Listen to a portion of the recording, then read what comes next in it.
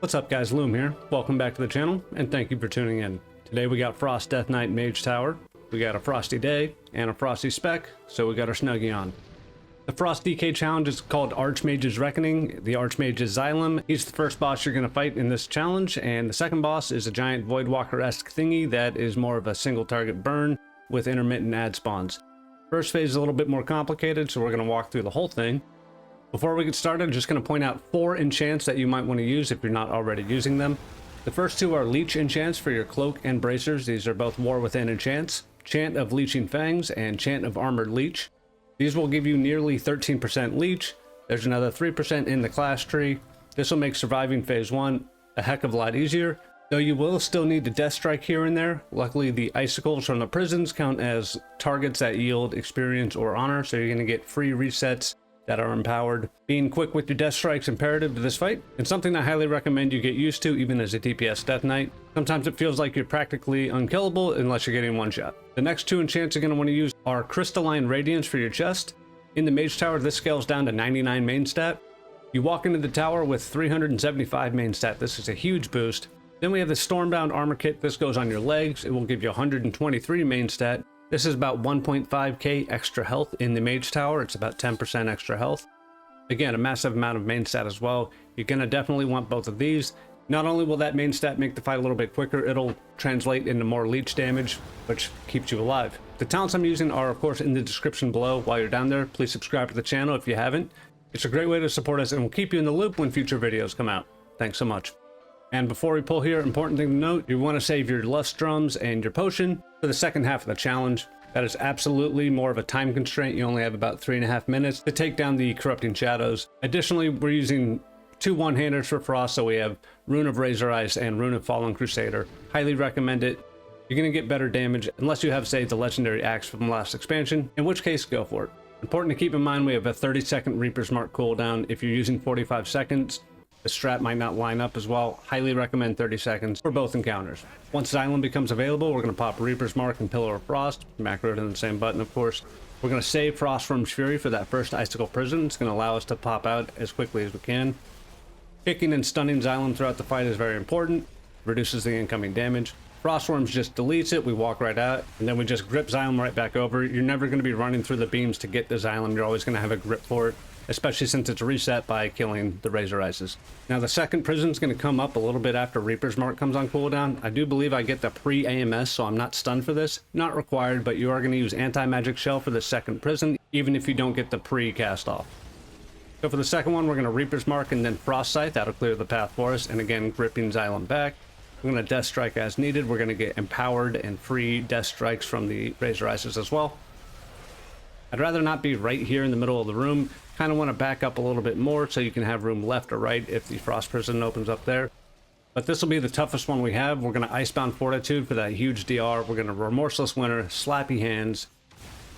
Reaper's Mark and Frost Scythe come up a little bit late. I do Frost Scythe at the end there. I also run into an Icicle, which is not very good. You're going to want to make sure you hold on to Anti-Magic Shell. We're going to use that and Death Advance to get through the Mirror Image phase.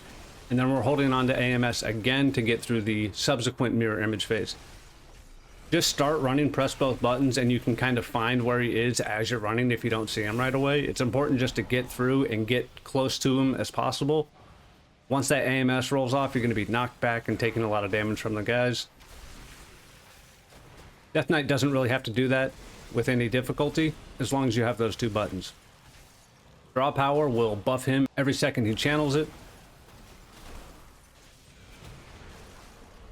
Picking it's ideal, but if that's on cooldown, you can grip him, you can stun him, you can do whatever. And again, if he's very far away, you're just gripping him right back over. Talented into that 40-yard grip.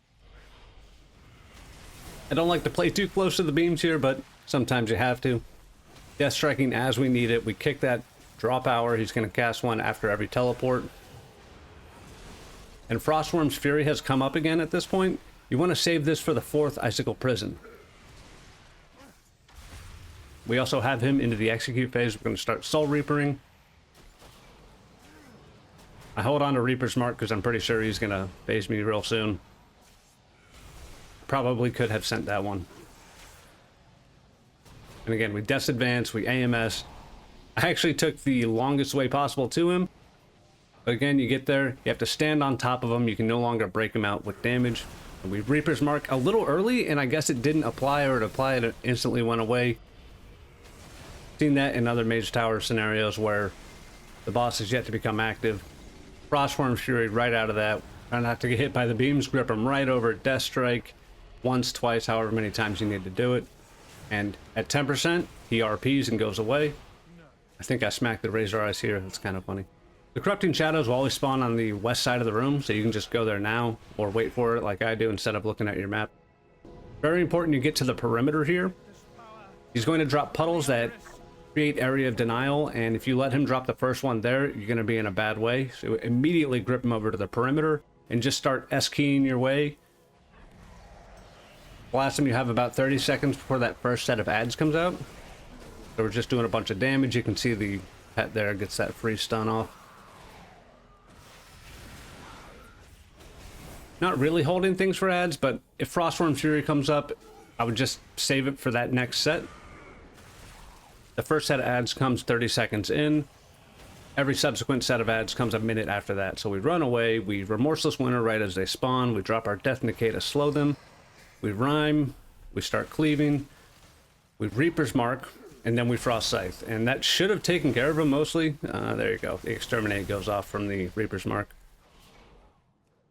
Yep, and then I grip him right back over to the edge. Just making sure every puddle is dropped on the edge gives you as much time as possible throughout the fight. You can certainly cut your time off on the fight if you're putting bad puddles down.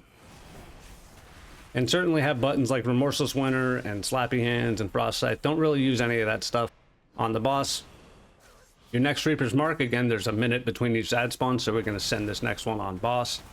Pretty sure I'd hold Frostworm's Fury for that next set of ads, because why not? No reason to press Remorseless Winter or Frost Scythe on the boss. Negligible damage. Just keep smashing away. Keep your Cold Heart proc on your Chains of Ice for the ads as well. I'm not sure I even use it on this encounter, but... And I throw out a stun here. If his Seed of Darkness CD is up, he's just going to break his stun and channel it on you, but get yourself a good bit of distance. We Remorseless Winter, get our free Rhyme proc, drop our slow Death Decay. We Reaper's Mark, and then we just cleave him down. And since I didn't need the Frostworms, I'm pretty sure I just sent it here. And I grip him all the way back. Most of the way back. You don't want him to drop it towards the center of the room at all, and certainly don't want to have him dropping it further back than you need him to. Gonna enter execute phase pretty soon. Pretty sure I send Slappy Hands here, and if I don't, that's also fine. Important thing to note, Reaper's Mark, of course. Important thing to note that Slappy Hands will yoink the boss if you're fighting the ads, so if you use them on the ad spawn, you gotta be very far away, 40 yards plus, or else you're gonna end your run. And we're just hacking away, S-keying. We know the next one's coming. You can kind of look at your Reaper's Mark CD to determine where you are on the next ad spawn. If you've just completed an ad spawn, you can send it on boss. And when that next one ticks down, it's going to be ready for these sets of ads. And see, I keep my distance away. Honestly, use the Slappy Hands more for damage than anything. We Frost Scythe, maybe? If you run out with no runes, you're going to be kind of in a bad way here. And again, he's going to get past me a little bit, so I stun him, and I just grip him right back over.